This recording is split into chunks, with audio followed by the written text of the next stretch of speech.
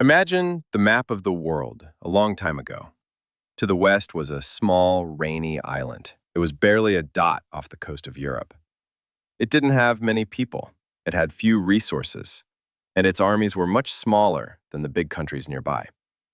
But this small island, Britain, would end up controlling a huge area of land, 20 times bigger than itself. This land had been home to empires for hundreds of years. Hundreds of millions of people lived there. It had many languages, religions, and traditions that were much older than Britain itself. How could Britain take over such a huge place? At the time, most people would have thought this was impossible or even silly. India was not one single kingdom that could easily be defeated. It was like a puzzle, made up of many different societies, kingdoms, and empires. Many of them were richer and had stronger armies than any country in Europe. From the green river valleys of Bengal to the dry plateaus of the Deccan, from the strong cities of the Marathas to the special heart of Delhi itself, India was like a whole world. The idea that a small island across the ocean would one day call India the jewel in the crown of its empire seemed like a fairy tale. But it happened. The British did not attack India all at once in one big war. They did not defeat it just by having huge armies. Their victory happened slowly, bit by bit. It came from doing business as much as from fighting battles. It came from making deals as much as from wars.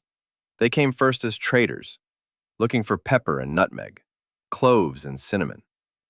These were special spices that changed European cooking and medicine, perfumes and trade. Only later did they become rulers. The story of Britain and India actually begins not with the sounds of war drums, but with the signing of a paper. But what happened in the end was amazing. By the middle of the 1800s, British control reached across the whole area. What followed were big changes and terrible consequences. Indian farming was changed to help British factories. Old leaders lost their power. New movements for independence started, and many famines hurt entire generations. India became both the pride and the problem of the empire. It proved Britain's power around the world, but it also became the place where resistance grew that would one day help bring down the empire. But before we learn about rebellion and resistance, before we get to the railways and telegraphs, we must go back to the beginning, to the cold December of 1600, when Queen Elizabeth I signed a paper that would quietly start the most important business company in world history. At the time, it seemed like just a normal business deal where merchants wanted to make money. But really, it was the first thread in a big story that would tie two civilizations together for hundreds of years, often in painful ways. This is the story of how Britain conquered India, not in one attack, but step by step, deal by deal, fort by fort. A story of big dreams, competition, broken promises, and strength. Above all, it is a story of how a nation that was broken apart from the inside became weak and easy to control from the outside. The story of Britain's conquest of India can be traced back to a single paper, sealed with royal wax. On New Year's Eve 1600, Queen Elizabeth I put her name on a royal charter. This gave a group of merchants permission to trade with the East Indies. Few people at the time could have imagined how big this moment would become. On the surface, it was a simple paper, just permission for business, nothing more. But really, it was like the birth certificate of what would become the most powerful company in history, the English East India Company. These merchants were not rich nobles or government leaders. They were ambitious people who saw a chance to make money where others saw only danger. The charter gave them complete control over English trade in Asia. It basically handed them the keys to a fortune in spices, fabrics, and valuable goods. To Europeans, the East was a place of endless wonders. Nutmeg was said to cure the plague. Cinnamon and pepper were worth more than gold. Silk and cotton were woven with a quality not seen in Europe. People wanted these things badly, and whoever controlled them could become very rich. But Elizabeth's signature did not make England the master of Asian trade right away. Far from it. The Dutch were already ahead of them. They had more ships and were more efficient. The Portuguese had been there since Vasco da Gama's famous voyage, and controlled important ports from Goa to Malacca. The Spanish, though spread thin in the Americas, were still powerful. The French would arrive soon too. In this crowded field, the English seemed to be the weakest competitors. Their new company didn't have much money, didn't have many weapons, and had to depend on kings and queens who weren't sure if it would work. But the East India Company had two weapons that would prove to be very powerful: patience and never giving up. At first, the company didn't even try to get directly to India. They were looking at the Spice Islands, today's Indonesia, where nutmeg and cloves promised quick riches. In those early years, India was less of a target and more of a stopping place, somewhere to get supplies and set up small posts on the way to the real prize in the East Indies. The company's first voyages were dangerous. Storms, disease, and enemy ships threatened disaster. Many ships did not return. But voyages continued, each one building experience, contacts, and money. Here was the strange thing about the East India Company. It was not born from a big plan to build an empire, but from merchants' hunger for profit. The British Crown didn't want to spend money on expensive wars overseas, especially at the start of the 1600s, when England itself was not very secure. What Elizabeth and her advisors did understand, however, was that business could be used as a weapon. If England could not defeat its enemies with armies, it might outlast them through trade. The Charter of 1600 was more than just a business gamble. It was an experiment in strategy. And though the company's early years were not very successful, the seeds it planted would grow in ways no one could predict. Its warehouses, its ships, and its careful building of relationships with local rulers slowly wove threads of influence that decades later could be pulled into chains of power.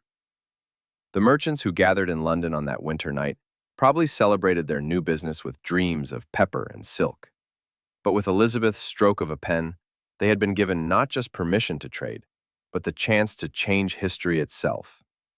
For on that cold New Year's Eve, an island kingdom lit the first spark of an empire that would one day stretch across India.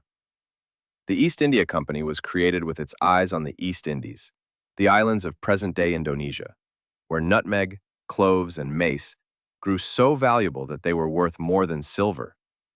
But the company quickly learned that in these seas, they were beaten. The Dutch, with their powerful fleets and organized trading system, pushed the English aside. They blocked ports, scared rulers, and took control of the spice trade with ruthless efficiency. By the mid-1600s, the English found themselves forced out of the East Indies completely. What seemed at first like failure, however, opened a new path. Forced to look in a different direction, the company turned its attention to India. Not as a pit stop on the way to Indonesia, but as a goal in itself. India offered something the Spice Islands could not: plenty of goods, variety, and lasting opportunity. Its fabrics, cotton dyed in bright colors, muslins as thin as mist, silks fit for royalty, amazed European markets. Its pepper, ginger, and indigo found ready buyers. Unlike the limited supply of the Spice Islands, India's wealth was huge and kept renewing. In 1640, the East India Company got a grant of land on the Coromandel coast from a local ruler. On this sandy stretch of southern India, they built Fort St. George. At first, it was just a simple fortress, little more than walls and warehouses, but it represented something new: Englishmen owning land in India, not just trading with permission from local powers. Around the fort, merchants, workers, and laborers gathered, and soon a town began to grow. This small outpost would grow into Madras, today's Chennai, home to millions. The company learned quickly that forts were more than just military buildings. They were seeds of settlement. From Bombay on the west coast to Calcutta in Bengal, new trading posts went up, each surrounded by walls, guns, and busy markets. Unlike the Portuguese, who often took their ports by force, the company talked, persuaded, and sometimes bribed its way into staying. To local rulers, these Europeans seemed harmless, useful traders who brought silver and bought fabrics, more dependent on Indian goods than Indians were on them. Few could have imagined that these tiny settlements would one day become the starting points of empire. It was wealth, not conquest, that drove this stage of expansion. Spices, once the obsession of Europe, were slowly overshadowed by India's fabrics. To wear calico or muslin became a fashion statement in London and Paris. Brian Gardner, a historian of the company, once wrote that wealth could be measured in spices. But the truth is, by the 1600s, wealth was increasingly measured in cloth. In Europe, to give someone Indian fabric was to offer both luxury and status. This trade changed the world. In the markets of Madras, weavers worked to meet European demand. In London, fortunes were made as ships unloaded bales of Indian cotton. And in between stretched the arteries of empire. Sea lanes protected by the Royal Navy, harbors fortified against rivals, and the first whispers of a global economy. But the British were not alone. The French, Dutch, Danes, and Portuguese all had their own settlements, forts, and trading posts. Each power courted local rulers, competed for influence, and sometimes fought. India, with its divided politics and huge wealth, became a place not just of trade, but of competition. The forts and settlements along its coasts were like chess pieces, small in themselves, but able to shape entire contests.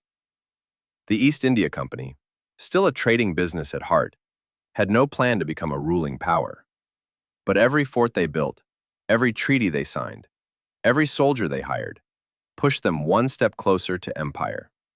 For in India, business and conquest would soon prove to be the same thing. Before Britain's small posts grew into power, India was already ruled by one of the greatest empires the world had ever seen, the Mughals. Founded in the early 1500s by Babur, a descendant of both Timur and Genghis Khan, the Mughal Empire mixed Central Asian military traditions with Persian culture and Indian government. By the mid-1600s, under emperors such as Akbar and Shah Jahan, the Mughals controlled most of the area, ruling over more people than any European king could even imagine. To step into Mughal India was to enter a world of dazzling wealth and cultural brilliance. The Mughal court in Delhi and Agra was famous across continents. Palaces glittered with jewels. Artists created miniatures of beautiful detail, and poets wrote verses in Persian and Urdu that celebrated love, conquest, and the divine. European travelers were amazed not only by the empire's riches, but by its order. Roads and canals connected provinces. Huge caravans carried goods. And the imperial government, though not perfect, was more advanced than most European governments of the same time. The Mughals had perfected the art of balancing power. Local rulers, or zamindars, collected taxes in exchange for loyalty. Religious diversity was accepted, particularly under Akbar, who experimented with blending traditions of Hinduism, Islam, and even Christianity into what he called the Din-i-Ilahi, or religion of God. The empire's ability to bring so many peoples into one political system was amazing and unmatched in much of the world. The Mughal economy was the envy of Europe. India produced nearly a quarter of the world's wealth during the early modern period. Its cotton, silks, spices, and indigo dominated global trade. Cities like Surat and Dhaka in Bengal were buzzing with business. Their ports were filled with ships going to Arabia, Africa, and Southeast Asia. When the first English merchants arrived, they were dwarfed by the size of Indian production. Europe needed India far more than India needed Europe. Yet the greatness of the Mughal world was more than just material. Its cultural legacies remain among the most recognizable symbols of India today. The Taj Mahal, completed in 1648 under Shah Jahan, as a tomb for his wife Mumtaz Mahal, still rises like a marble dream over the Yamuna River, a reminder of the empire's desire to turn stone into poetry. Gardens, mosques, forts, and paintings show a civilization that saw no problem between power and beauty. But even as the Mughals flourished, cracks were forming beneath the surface. The empire's need for constant conquest to keep up its revenues created problems. Rulers after Akbar struggled to command the same loyalty across diverse populations. Religious tolerance gave way under rulers like Aurangzeb to more strict rules, which upset large parts of the empire's Hindu majority. The huge size of the empire made it vulnerable to rebellion, overextension, and foreign threats. Still, in the 1600s, the Mughals seemed unshakable. To the English traders huddled behind their walls at Madras or Calcutta, the Mughal emperor was less a rival than a distant sun, too far above their reach to challenge. And yet history has a way of changing things. Empires that seem eternal can fade within a generation. The Mughal order, which had given India relative stability for nearly 200 years, would not collapse overnight.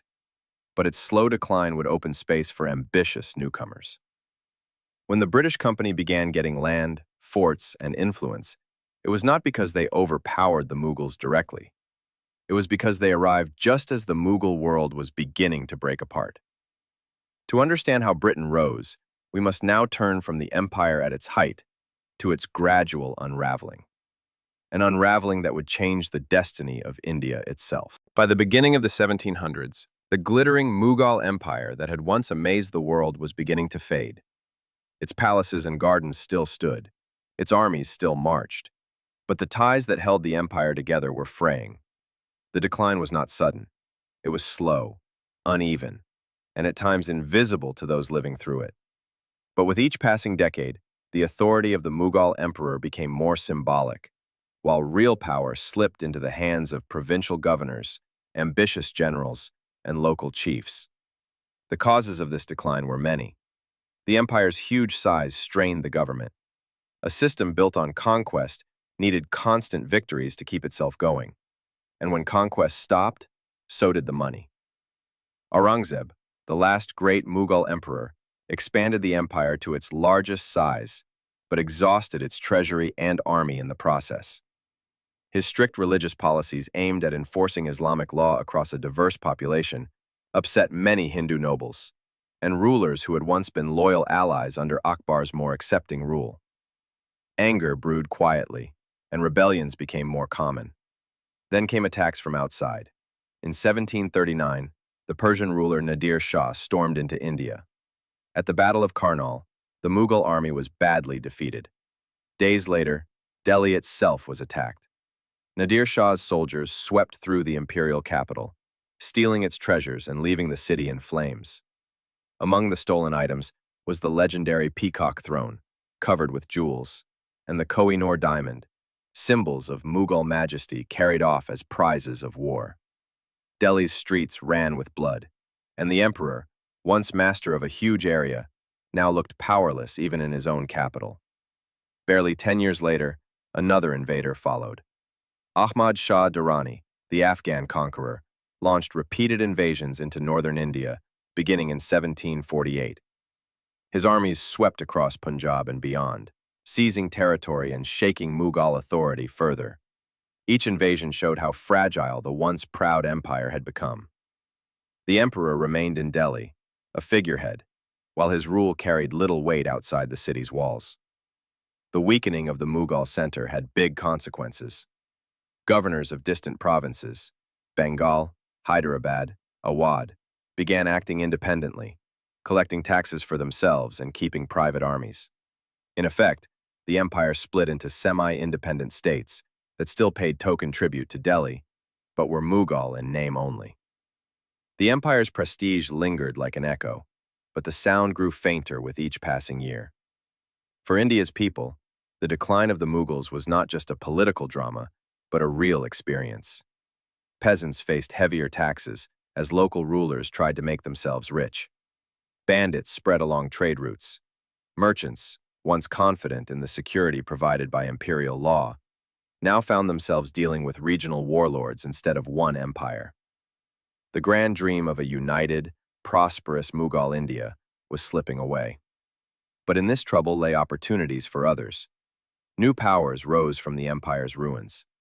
The Marathas in the Deccan, the Sikhs in Punjab, the kingdom of Mysore in the south, all carved out their own territories. Each tried to fill the empty space the Mughals left behind.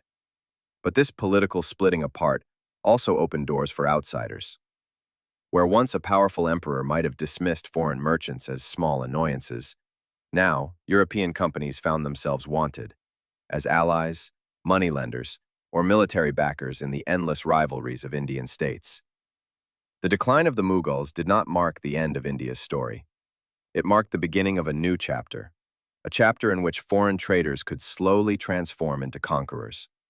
And in this changing landscape, the East India Company, once a nervous guest at the edges of empire, began to see possibilities that no one had imagined a century earlier. As the Mughals weakened, the empty space of power was not left empty for long. Rising from the rugged hills and forts of the western Deccan came a new force, the Marathas. What began as a local resistance movement under the legendary Shivaji in the 1600s grew into one of the most powerful forces of the 18th century India. Unlike the centralized, wealthy Mughal court, the Marathas built their strength on mobility, toughness, and a loose group of leaders that could strike across the area with amazing speed. The Marathas were in many ways the opposite of the Mughals. Where the Mughal emperors relied on huge architecture and courtly ceremony to show power, the Marathas were good at guerrilla warfare and fast cavalry raids. They were deeply rooted in the land, drawing on local loyalties and a warrior tradition that emphasized endurance and adaptability. Their forts, sitting on rocky cliffs or hidden in forests, were symbols of resistance, each one a thorn in the side of would-be conquerors. By the early 1700s, the Marathas were no longer just raiders. They had built an empire that stretched across much of central and western India. From their stronghold at Pune, they showed authority over vast territories, taking tribute from weakened Mughal governors and rival kingdoms. Their armies rode deep into Bengal, Gujarat, and even up to Delhi itself, at times dictating terms to the very emperors who once ruled them. But the Marathas were not a single kingdom. They were a group of powerful chiefs, each controlling their own region, but united in common cause. This structure gave them flexibility, but also planted seeds of division. Rivalries between Maratha leaders often flared, weakening their combined strength at critical moments. Still, for nearly a century, the Marathas stood as the most powerful native force in India, overshadowing the fading shadow of the Mughals. For ordinary Indians, the rise of the Marathas was both hope and hardship. To some, they were liberators from harsh Mughal taxation. To others, they were yet another power demanding tribute. Their campaigns brought both wealth and destruction. Farmers might see Maratha horsemen defending villages one season and taking grain the next. In the complex story of 18th century India, loyalty shifted, and survival often depended on the changing alliances of local rulers and warlords. It was into this broken landscape that the Europeans stepped with growing confidence. The Marathas, despite their strength, never fully united India under their banner. Their energies were spent on expansion, on taking revenue, and on fighting off rivals. They fought bravely against foreign intruders, but never recognized the danger posed by the seemingly small outposts of the East India Company. To many Maratha leaders, these merchants were useful partners, sources of silver, suppliers of weapons, and occasional allies in regional wars. Few realized that behind their trade agreements lay a more harmful ambition. The Marathas' story is one of both victory and tragedy. They proved that Indian states could rise to challenge even the great Mughals, but their inability to unite power across the area meant that when the true test came, not from Delhi, but from London's merchants, they would be divided.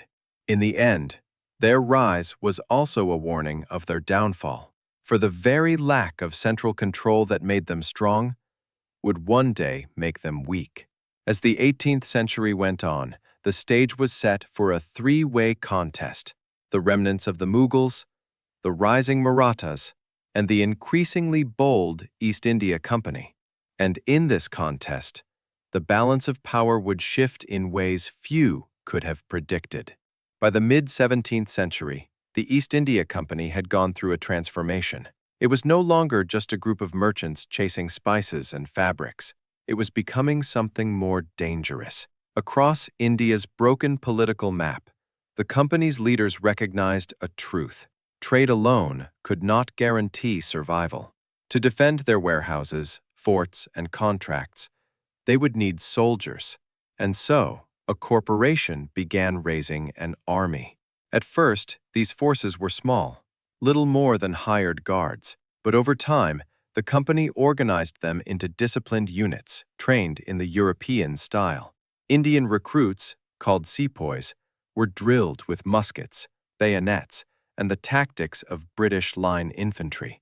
European officers commanded, while Indian soldiers filled the ranks.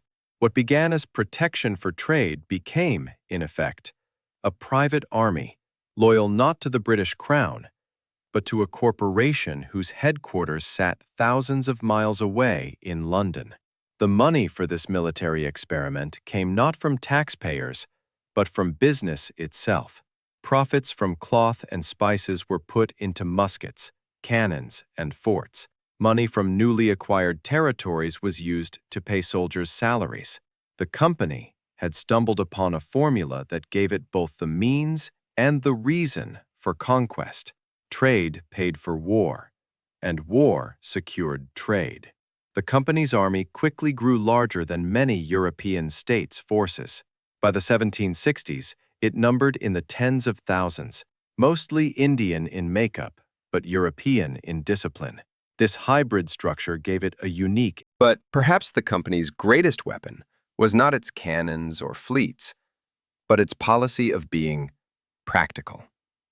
Unlike some conquerors, the British did not demand immediate surrender from local rulers. Instead, they presented themselves as partners, willing to trade silver for goods, willing to rent troops for local conflicts, willing to sign treaties that seemed to preserve independence. Many Indian rulers, facing rivals and rebellions, found it convenient to invite the company into their affairs, and once invited, the company rarely left. This policy hid the true nature of the company's power. It was not conquest by open declaration, but conquest by gradual entanglement. Each alliance, each treaty, each garrison placed in a ruler's territory pulled India one step closer into the company's orbit. By the time many realized the cost of these partnerships, it was too late. The sepoys stood at their gates, the company's cannons faced their walls, and debts owed to company financiers bound them hand and foot. In just a few decades, the East India Company had transformed itself from a merchant guild into a ruling power in all but name. Its private army was not only the largest corporate military force the world had ever seen, it was the spearhead of Britain's advance into India. By the mid-17th century, India was not only a battleground for local dynasties, it had also become a stage for European rivalries. Britain was not alone in its ambitions. The French, Dutch, Danes, and Portuguese each had forts, settlements, and fragile alliances with Indian rulers. To them, India was not simply another colony, but the prize of global empire, a place where fortunes could be made and wars decided. Of these rivals, the French posed the greatest threat. The French East India Company, backed by Paris and operating from strongholds like Pondicherry, was determined to carve out its own empire. French officers brought with them not only trade, but military skill, training Indian troops and using European artillery on Indian soil. At times, the French even seemed ready to surpass the British. In the 1740s and 1750s, during the War of Austrian Succession and later the Global 7 Years' War, French and British soldiers fought not just in Europe and the Americas, but in the villages and fields of southern India. For Indian rulers, this rivalry presented both danger and opportunity. Princes and nawabs quickly learned that European companies could be played against one another. Some allied with the British, others with the French, depending on who offered the best loans, weapons, or promises of military support. India became a chessboard where European powers moved pieces, but Indian kings still chose many of the rules. Yet behind this contest loomed one figure who would tip the balance: Robert Clive. Clive was not born to nobility. He was the son of a struggling lawyer in England, sent to India as a clerk in the company's service. But in the heat of conflict, he revealed a ruthless brilliance. He reinvented himself from clerk to soldier, from soldier to commander, and from commander to kingmaker.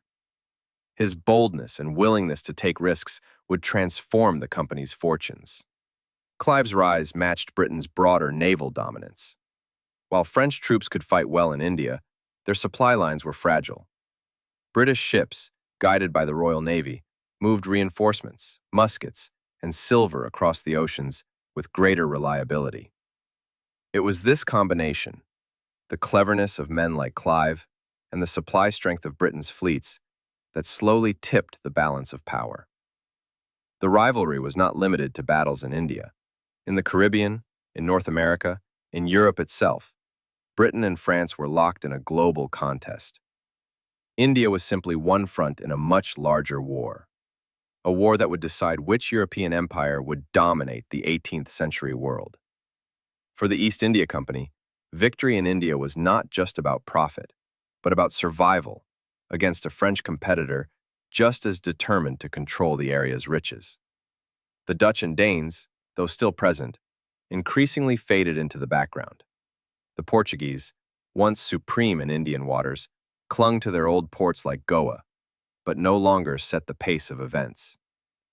The true battle was now between Britain and France, and India was its testing ground. In this testing ground, alliances would shift, betrayals would occur, and battles would be fought that would change not only India's destiny, but Britain's as well. For on the horizon loomed a showdown in Bengal that would change the balance of power forever, the Battle of Plassey. And at its center would be Robert Clive, the unlikely clerk turned conqueror. On the humid plains of Bengal in June 1757, a battle took place that would change the destiny of a huge area. Yet, to call Plassey a battle almost feels wrong. It was not a clash of equal armies fighting to the death, but a carefully planned drama of intrigue, betrayal, and ambition, where the East India Company proved that victory in India could be bought as much as it was fought. At the time, Bengal was one of the richest provinces in the world. Its fertile fields produced rice and opium, its workshops spun muslin and silk, and its ports carried goods across Asia and Europe. Control of Bengal meant control of huge wealth. But the Nawab of Bengal, Siraj-ud-Dowlah, was no friend to the British. Alarmed at the company's growing power and their unauthorized building of forts at Calcutta, he tried to limit their influence. When he marched on the company's settlement, the British response was quick, and Robert Clive was chosen to lead it. Clive knew the odds. On paper, the Nawab's forces numbered tens of thousands, far more than the few thousand company troops and sepoys under his command. But Clive also understood something important. In India's broken political landscape, loyalty was rarely absolute. The Nawab's court was divided, full of jealousies and rivalries. Among his commanders was Mir Jafar, a general nursing grievances and ambitions of his own. To Clive, Mir Jafar was not just a potential ally. He was the key to victory. In the weeks leading up to Plassey, Clive held secret talks, promising Mir Jafar that if he betrayed Siraj-ud-Dowlah, the company would make him the new Nawab. Gold, power, and titles were offered. Betrayal became inevitable. When the two armies faced each other on June 23rd, the outcome was already half decided. The Nawab's forces vastly outnumbered the company's men, but when the fighting began, Mir Jafar and his group stood still, refusing to fight. Confusion spread through the Nawab's camp. The company's artillery, though limited, was well placed, and the sudden start of a summer storm soaked the powder of the Nawab's cannons, while the British carefully protected their own. As the fighting unfolded, Siraj-ud-Dowlah's army fell into disorder, his supposed allies watching in silence. Within hours, what might have been a bad defeat for the company turned into a stunning victory.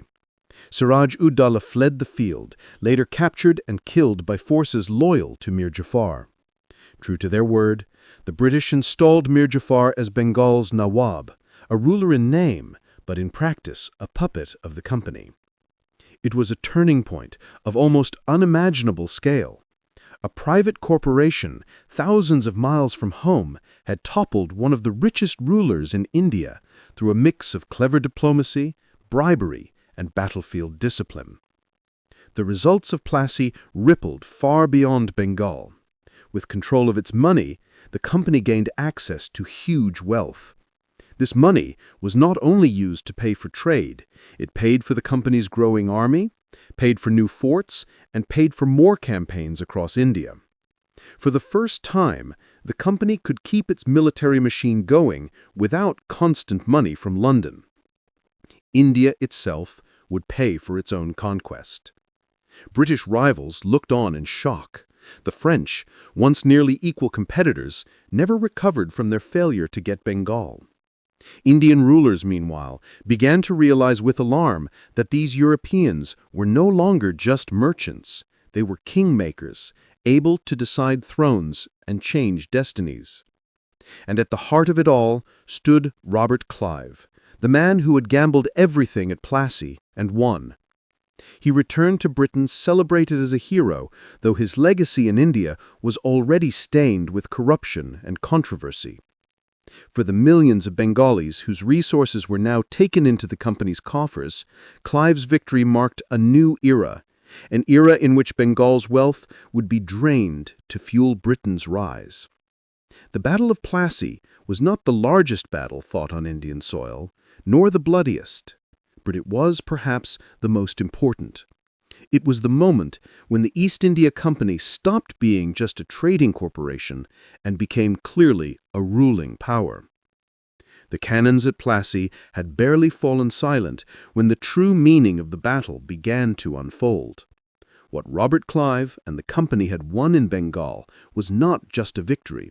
It was a fortune, a foothold, and a foundation for empire. With Mir Jafar installed as the new Nawab, the East India Company found itself in possession of something it had never had before: direct influence over one of India's wealthiest provinces. Mir Jafar's throne rested entirely on company support, and the price of that support was huge. He was forced to pay huge sums in gifts and agreements, giving treasure, gold, and jewels, which had sat in Mughal treasuries for generations, were taken off into company vaults. The private accounts of Clive and his fellow officers grew overnight, causing both admiration and scandal when news reached London. But the wealth of Bengal was not a one-time prize. More important than the immediate plunder was the stream of money that followed. The fertile fields of Bengal fed millions. Its weavers clothed much of the world. Now those revenues no longer supported a Nawab or an emperor. They financed a corporation's ambitions. The company could pay its sepoys, expand its forts, and send ships and soldiers farther into the area, all with Indian wealth. Bengal, once a jewel of Mughal prosperity, became the financial engine of British expansion. This change happened during a global conflict. The 7 Years' War, 1756 to 1763, raged across continents, from Europe to North America to the Caribbean, and India was one of its important places. Britain's victory at Plassey matched its broader naval and colonial successes. When the war ended with the Treaty of Paris in 1763, France's global position was shattered. The French East India Company, already weakened, collapsed within a few years. Though France kept small areas in India, Pondicherry, Karaikal, Chundunnagar, these were little more than symbolic. The dream of a French India was gone. For the British, the war and its treaties confirmed what Plassey had hinted at: they were now the most powerful European power in India. No rival could match their combination of naval strength, financial resources, and political cleverness.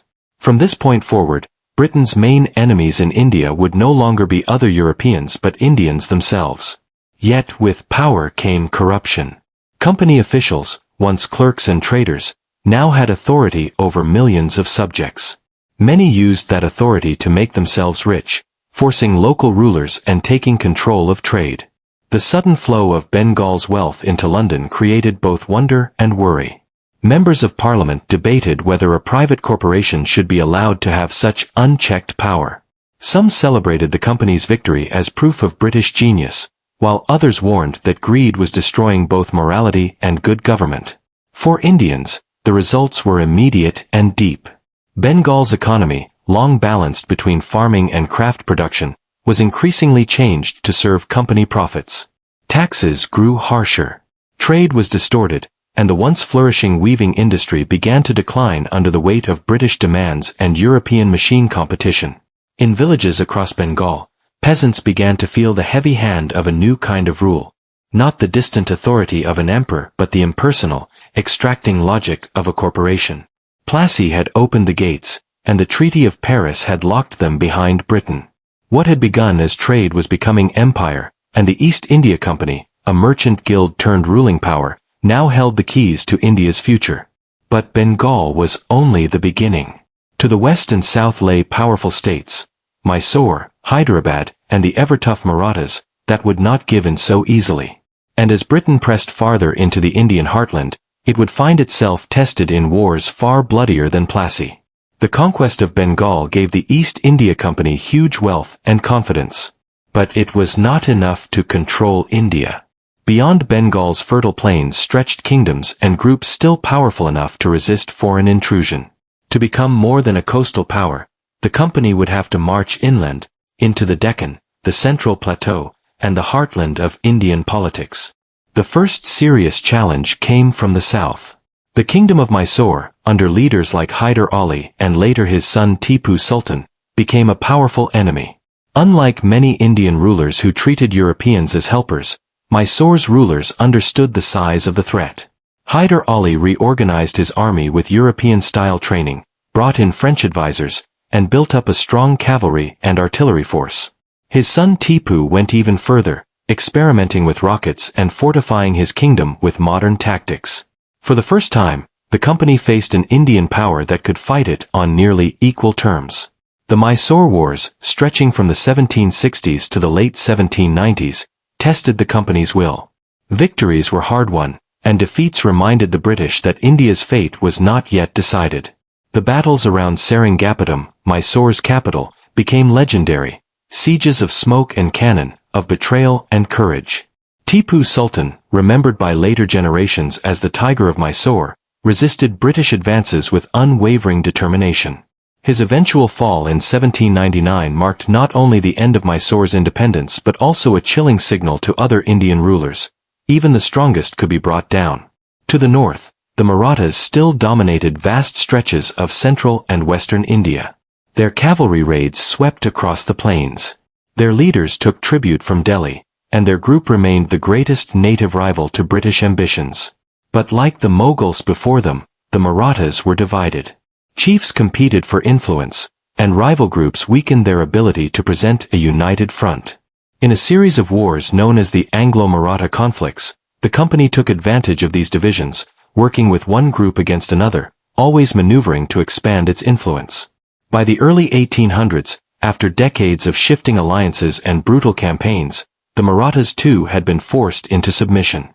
Farther east lay Hyderabad, ruled by the Nizam, another powerful kingdom with ambitions of its own. At first, the Nizam tried to balance alliances between French and British interests, playing one off against the other. But after Plassey, fewer rulers could resist. When they sought military support, they found themselves bound by treaties that drained their independence. The Nizam's court kept its splendor and ceremony, but real authority increasingly bent toward Calcutta and London. Behind these campaigns stood not just generals but policymakers. The Wellesley brothers, Richard Wellesley, as Governor-General of India, envisioned nothing less than the systematic expansion of British authority. He introduced the infamous subsidiary alliance system. Indian rulers could keep their thrones only if they accepted British troops within their territories, paid for their upkeep, and gave up control of foreign policy. On the surface, this arrangement seemed protective, but in truth, it reduced proud kings to clients of the company. Richard's younger brother, Arthur Wellesley, later the Duke of Wellington, famed for defeating Napoleon at Waterloo, sharpened his military skills on Indian soil. Campaigning against the Marathas and Mysore, he built the discipline and tactical genius that would later make him Europe's most celebrated general. India was in many ways his proving ground, and his victories added another layer to the company's expanding control. By the early 1800s, the map of India had been transformed. The Mughals were reduced to shadows in Delhi. The Marathas were broken. Mysore lay crushed. And Hyderabad existed under British shadow. What had begun as a series of forts and warehouses was now becoming an empire in fact, if not yet in name. The company's flags flew over an ever-growing piece of the area. Yet this expansion was not without cost. Villages groaned under new taxes to fund armies. Farmers watched harvests taken to company coffers. And artisans saw their livelihoods destroyed by the flood of British goods. The push into the heartland was not only a military conquest but an economic and social upheaval. And while Britain celebrated victories in India, unhappiness among its new subjects simmered quietly, waiting for the moment when it would erupt. While Mysore and the Marathas had tested the company in the south and center, another powerful force was rising in the north. In the fertile plains of Punjab, shaped by the 5 rivers that gave the region its name, a new empire emerged under the banner of the Sikhs. Led by the charismatic and iron-willed Maharaja Ranjit Singh, the Sikh Empire would stand as one of the last great Indian states capable of resisting British expansion. Ranjit Singh, known as the Lion of Punjab, united the divided Sikh misls, independent warrior clans, into a single disciplined state at the turn of the 1800s. Unlike many rulers of his age, Ranjit Singh was practical. He modernized his army with the help of European advisors, equipping it with artillery, muskets, and even cavalry trained in European drill. His court at Lahore became a symbol of both military power and cultural richness, where Persian poetry, Punjabi tradition, and Sikh spirituality mixed. The Sikh Khalsa army was unlike any other in India, fiercely loyal, highly disciplined, and filled with the religious passion of the Sikh faith. It represented both spiritual devotion and military might. British observers, used to seeing Indian armies break before disciplined volleys, were struck by the Khalsa's unity and courage. To many in London and Calcutta, Punjab became both a source of respect and worry. For decades, an uneasy balance held. The British, fresh from defeating the Marathas, eyed Punjab carefully but hesitated to cause open conflict. Ranjit Singh, for his part, kept careful diplomacy, recognizing British strength while guarding his own independence. The Sutlej River became the informal boundary between British-held territory and the Sikh Empire. Trade and messengers crossed the line, but armies did not, at least not yet. The death of Ranjit Singh in 1839, however, shattered this balance. His successors lacked his authority, and court intrigues destroyed the stability he had built. Groups fought for power, palace plots turned deadly, and the once unified Khalsa found itself controlled by ambitious nobles. The British, always alert to weakness, saw their chance. The First Anglo-Sikh War broke out in 1845. It was one of the most brutal conflicts the company had faced. The Sikh soldiers fought with a fierceness and discipline rarely seen in India. At battles like Ferozeshah and Sobraon, the Khalsa caused shocking numbers of casualties on British forces. Eyewitnesses described the fighting as some of the bloodiest of the century. Whole fields covered with bodies, British officers stunned at the sheer determination of their opponents. Yet discipline and courage were undermined by betrayal. Some Sikh generals, caught between loyalty and their own ambitions, held back support at key moments. The company, with its superior supply lines and navy-backed reinforcements, ultimately won. The war ended in defeat for the Sikhs, but it was not total. Punjab remained semi-independent under British supervision. That independence did not last. In 1849, after the Second Anglo-Sikh War, Punjab was formally taken into the company's growing control. The Khalsa was broken up, Lahore fell, and the once proud Sikh Empire was gone. The taking of Punjab marked the final great conquest of the East India Company. From the Himalayas in the north to Cape Comorin in the south, from Bombay to Calcutta, Britain now held power over almost the entire area. For the company, the defeat of the Sikhs was both victory and warning. The Khalsa had shown that Indians could match European discipline when united under strong leadership. For the Sikh people, the memory of resistance lingered long after the taking, becoming a source of identity and pride in later generations. The conquest of Punjab completed the company's expansion. But with new lands came new problems. How to govern such vast territories, how to tax and control millions of subjects, and how to balance rule with the simmering unhappiness that was beginning to spread. The age of conquest was ending. The age of rule and of rebellion was about to begin. By the middle of the 1800s, the East India Company had changed from a trading corporation into the real ruler of India. Its flags flew over Bengal, Bombay, Madras, and now Punjab. Its treaties bound Hyderabad and countless princely states. Its sepoy armies patrolled plains and forts alike. Yet the company was never meant to be a government. It was a corporation driven by profit, answerable not to the people it ruled but to shareholders in London. And this truth shaped the way India was governed. The company's administration began with revenue. Conquest had been expensive, and armies had to be kept. To pay for this, the company introduced sweeping tax systems, often harsher and more rigid than those of India's fallen empires. In Bengal, the permanent settlement of 1793 locked peasants into a system where landlords, or zamindars, collected rents on behalf of the company. At first, it promised efficiency.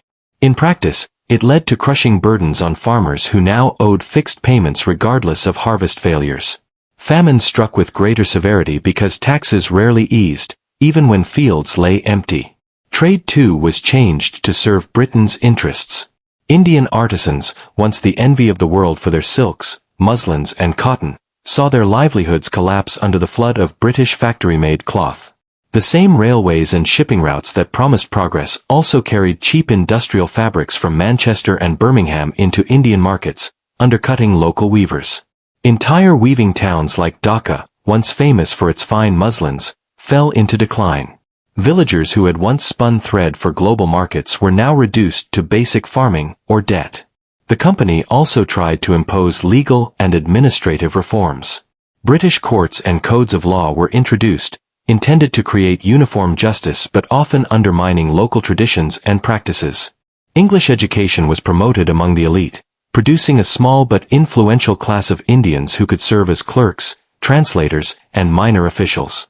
While some welcomed the new learning, others saw it as a threat to established religious and cultural orders. Religious and social policies deepened these tensions. The company said it was neutral in matters of faith, but its actions often contradicted this claim. Missionaries, though not officially endorsed, operated with growing confidence under British protection, spreading Christianity in regions long defined by Hinduism, Islam, and Sikhism. At the same time, reform-minded governors like Lord William Bentinck tried to ban practices such as suttee, the burning of widows, and to regulate child marriage. While these reforms were celebrated in Britain as signs of progress, many Indians saw them as intrusions into sacred traditions, an assault not only on customs but on community identity. Among Indian elites, disappointment spread. Princes found their independence reduced by subsidiary alliances that drained their treasuries and filled their courts with British advisors. Noble families that had once enjoyed Mughal patronage lost their lands or saw them given to company loyalists. Even those who prospered under British rule, merchants, financiers, and some landlords, felt a gnawing unease. They profited from the company's order, yet they too recognized the foreign hand that now dictated the rhythms of Indian life. For ordinary people, company rule was felt most sharply in the village. Taxes pressed hard. Soldiers recruited from peasant families were sent far from home. And new systems of land ownership disrupted centuries-old ties between farmers and communities. Railways and telegraphs were beginning to connect India together, but they served mainly to move troops quickly and take resources efficiently. The promise of modernization was inseparable from the reality of exploitation. To the British public, the company's empire was presented as a civilizing mission, an experiment in governance, progress, and reform. But in India, the experiment looked different. It looked like wealth taken abroad, traditions unsettled, and a population caught between admiration for modern innovations and anger at their cost. The East India Company had mastered conquest. Now it tried to master rule. But in doing so, it planted the seeds of resistance. For every law passed, every tax collected, every reform forced without asking, anger deepened. Beneath the surface of apparent stability, the embers of rebellion smoldered, waiting for a spark to light them. By the 1850s, beneath the outward order of British rule, unhappiness was spreading like cracks through stone. On the surface, the East India Company's empire seemed secure. Forts stood strong, railways extended farther each year, and sepoy regiments drilled with clockwork discipline. But underneath, anger was coiling tightly, drawn from economic hardship, wounded pride, and fears that Britain intended not just to govern India but to remake it in its own image. The economic strains were felt most immediately. Heavy taxes bore down on villages, while new land settlements uprooted traditional rights. In Bengal, the permanent settlement had left farmers at the mercy of landlords. And in the north, systems like the Mahalwari forced peasants into cycles of debt. Famines became more devastating, not only because harvests failed but because taxes rarely relented. To peasants who saw their grain taken away under company demand, British rule felt less like justice and more like theft. Artisans too carried the scars of empire. Once, Indian weavers had clothed Europe in muslin and silk. Now, cheap machine-made cotton from Lancashire flooded the markets, undercutting their work. Towns that had thrived for centuries sank into poverty. Families who had passed down crafts for generations abandoned looms and dye vats, forced back into the soil as impoverished farmers. Prosperity seemed to drain out of India as steadily as the silver and fabrics that filled British warehouses. Religion and culture provided another source of tension. While the company claimed neutrality, its policies often stirred suspicion. The presence of Christian missionaries, though never officially endorsed by the company, was seen as a sign that Britain intended to convert India. Social reforms, such as the ending of suttee and restrictions on child marriage, though celebrated in London, were received in India with unease. To many, these measures appeared not as kind reforms but as attacks on sacred customs, the first steps in taking apart the very fabric of Indian society. Nowhere was anger more concentrated than in the company's own army. The sepoys, numbering in the hundreds of thousands and drawn largely from the peasantry of Bengal, Awadh, and the north, were the backbone of British power in India. Yet they often felt the sting of humiliation. Their pay fell behind the rising cost of living, promotions were limited, and the cultural insensitivity of British officers bred distrust. Orders that ignored caste and religious observances, such as forcing sepoys to serve overseas, which for many Hindus meant losing caste, deepened their sense of being wronged. The spark, when it came, was small but symbolic. In 1857, the company introduced a new Enfield rifle. Its cartridges, soldiers were told, were greased with animal fat, rumored to come from cows, sacred to Hindus, and pigs, forbidden to Muslims. To load the rifle, sepoys had to bite the cartridges open, an act that violated both Hindu and Muslim religious law. Whether the rumor was entirely true or not mattered little. Belief itself was enough to light fury. For the sepoys, this was no longer just about pay or discipline. It was about faith, honor, and the suspicion that the British aimed to defile their religion as a step toward conversion. But the cartridges were only kindling piled on years of anger. Rulers who had lost their lands, humiliated nobles, impoverished artisans, overtaxed peasants, all shared a growing sense of betrayal. India's old orders had crumbled, but the new one imposed by the company seemed not like freedom but like chains.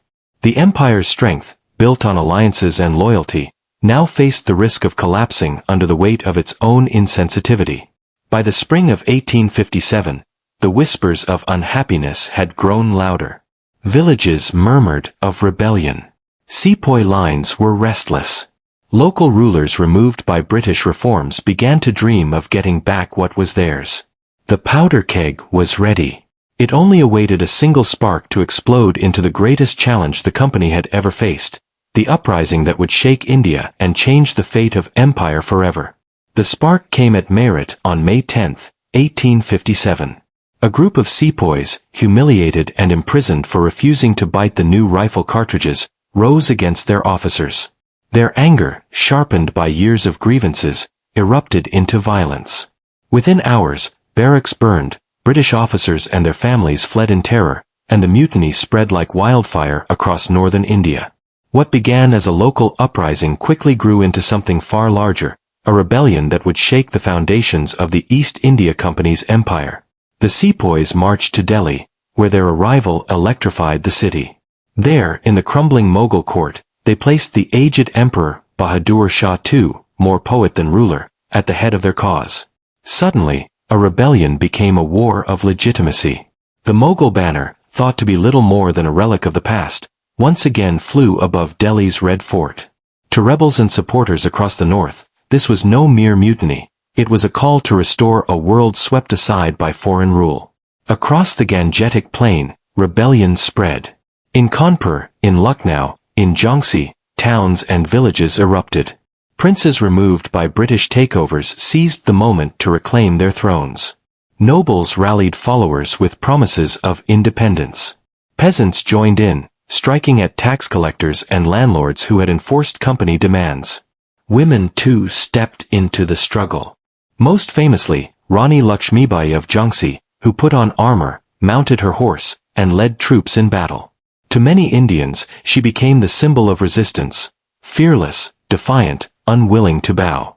But the rebellion was never unified. Each region, each leader pursued their own aims. Some fought to restore the Mughals, others to revive Maratha power, others still simply to drive out the company. The lack of a common vision hurt coordination. Meanwhile, the British, stunned at first, regrouped with brutal determination. Reinforcements poured in by sea and overland. Telegraph wires, newly strung across India, crackled with messages that allowed Calcutta, Madras, and Bombay to coordinate their response with speed never seen before. Railways moved troops to hot zones faster than rebels could march. The very tools of modernity that the British had introduced became weapons of suppression. The fighting was fierce. Delhi became a place of siege and slaughter, its streets echoing with cannon fire. At Kanpur, rebels massacred British captives, an act that hardened British resolve for revenge. In Lucknow, British garrisons endured desperate months under siege, their relief celebrated in London as a triumph of endurance. And in Jhansi, Lakshmibai fell in battle, remembered by both friend and foe as a warrior queen who fought to her last breath. The company's response was merciless.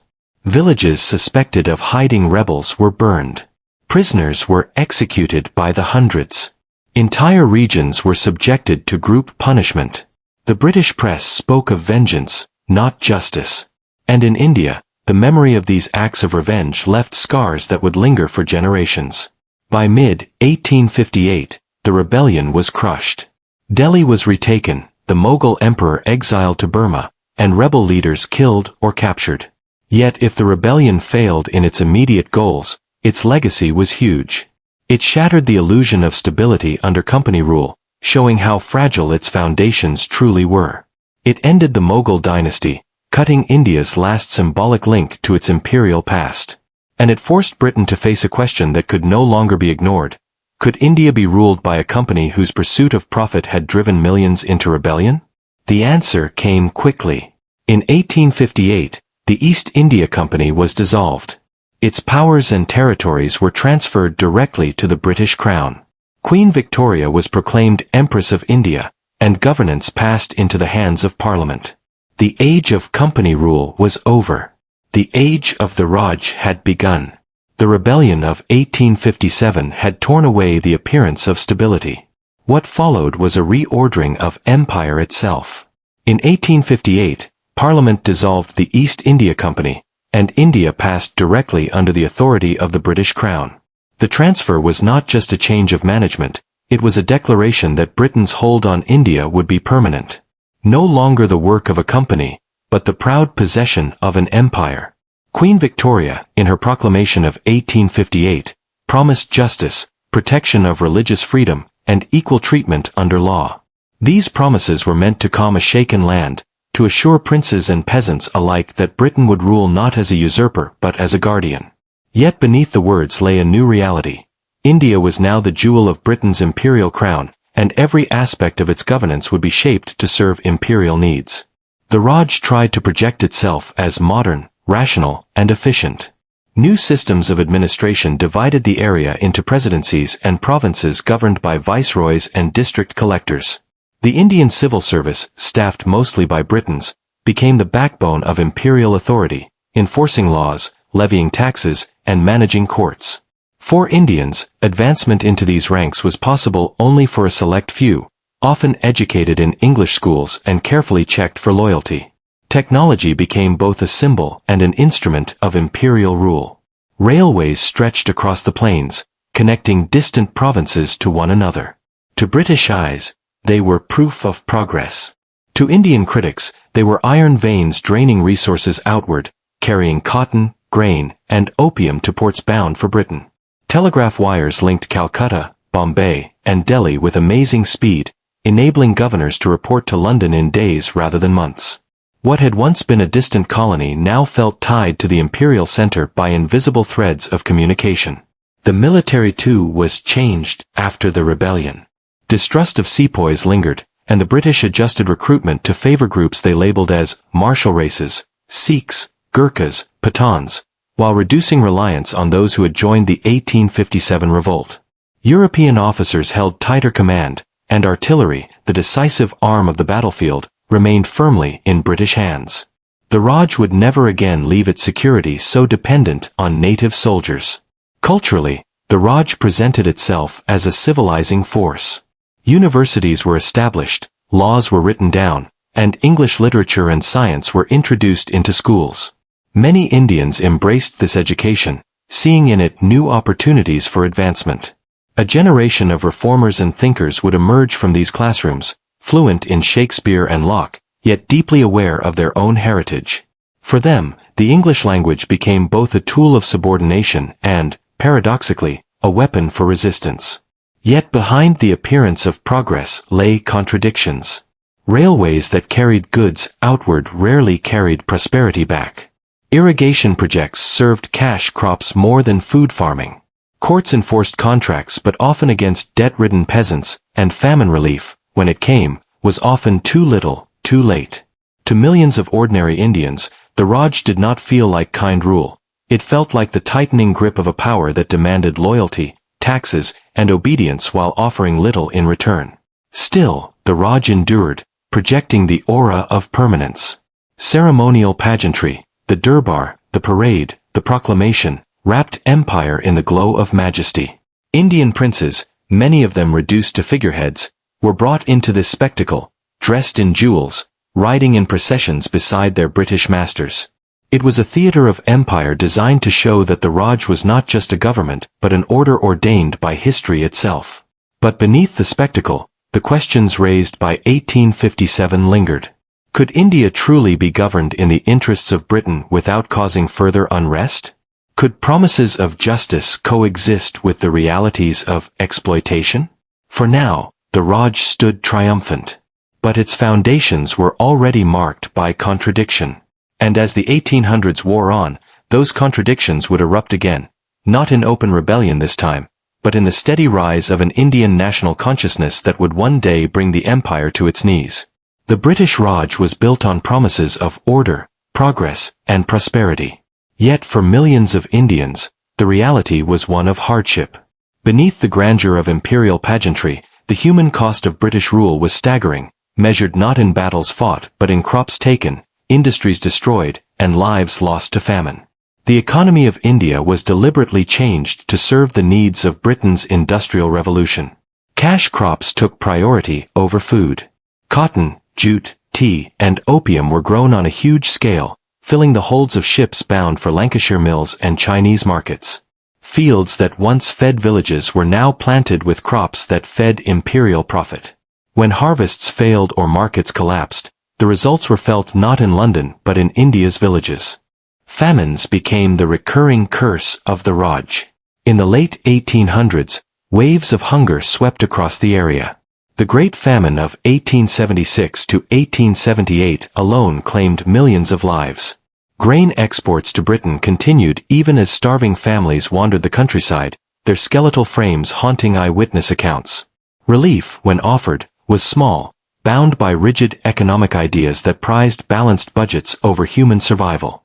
Officials influenced by laissez-faire economics feared that too much aid would disrupt the discipline of the market.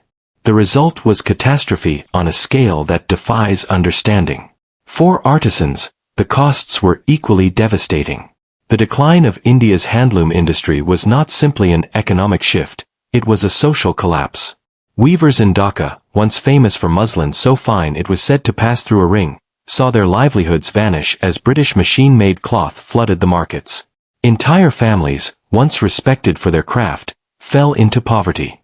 Stories spread, perhaps not literally true but symbolic, that British policies had deliberately crippled Indian weaving by cutting off the thumbs of artisans. Whether literal or symbolic, the image captured a painful truth: a civilization's skills were being broken to serve another's machines. Even for those who seemed to benefit, the cost was heavy. Indian princes, brought into the spectacle of empire, lived in palaces gilded with British patronage, but their independence was a shadow of the past. They were expected to parade in durbars, sign treaties, and provide loyalty on command. Wealthy landowners profited from company rule and the Raj, yet they too were bound to structures of taxation and dependency that made Britain far richer than India. The psychological toll was harder to measure, but just as real. A people who had once lived under empires of their own, Mughal, Maratha, Sikh, now lived under the rule of distant strangers. The symbols of power, from the Union Jack flying above forts to the English language in courts, reminded Indians daily of being under someone else's control. And yet, within this humiliation, new seeds were planted.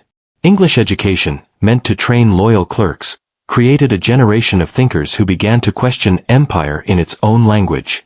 Newspapers, pamphlets, and public debates showed the first stirrings of nationalism. The British liked to call India the jewel in the crown. But for many Indians, it felt more like a shackle of iron. Progress, railways, telegraphs, courts, was undeniable. But so too was the price paid in lives, livelihoods, and dignity. The human cost of empire was written not in account books but in the silence of villages emptied by famine, in the broken looms of weavers, and in the muted voices of rulers reduced to ceremony. And yet, out of this suffering, toughness grew. The memory of famine fueled demands for reform. The removal of old elites gave rise to new voices. And the contradictions of empire, professing justice while practicing exploitation, would awaken a national consciousness that no army of sepoys or regiments of redcoats could suppress forever. The story of Britain's conquest of India is not a tale of sudden collapse or a single decisive battle. It is the story of how a small island nation, armed with ships, silver, and shrewdness, took advantage of a broken land and turned trade into empire. The conquest was built not just on muskets and cannons but on alliances, betrayals, and the steady erosion of India's independence. The decline of the Mughal Empire created the empty space. The rise and fall of powers like the Marathas, Mysore, and the Sikhs revealed the potential for resistance but also the cost of division. Where Indian rulers failed to unite, the company succeeded in exploiting their rivalries. The British did not defeat a single India, they defeated many Indias, one at a time, until none remained beyond their grasp. The East India Company perfected a new kind of conquest, corporate empire. It used account books as ruthlessly as bayonets, financing armies with the very revenues it took from the people it ruled. Bengal's riches paid for campaigns against Mysore, the Marathas, and Punjab. Trade and conquest fed one another in an unending cycle until the company had transformed into something no one in 1600 could have imagined, a merchant guild ruling millions. But empire came at a price. For Britain, India's wealth fueled the Industrial Revolution, made fortunes for merchants, and secured global dominance. For India, the costs were felt in famines, economic disruption, and the loss of political independence. The jewel in the crown glittered brightly in London, but its brilliance was dimmed by the suffering of those who paid for it. And yet, from this darkness arose new light. The very tools Britain introduced, railways, education, newspapers, became instruments of resistance. English schools produced lawyers, journalists, and reformers who would one day use Britain's own ideals of liberty and justice to demand freedom. The trauma of 1857 lingered as a warning, but it also inspired a new generation of nationalists who saw clearly that empire was not destiny. The conquest of India thus offers lasting lessons. It reveals how fragile empires can be, how power can shift through betrayal as easily as through battle. It shows the cost of disunity in the face of foreign ambition.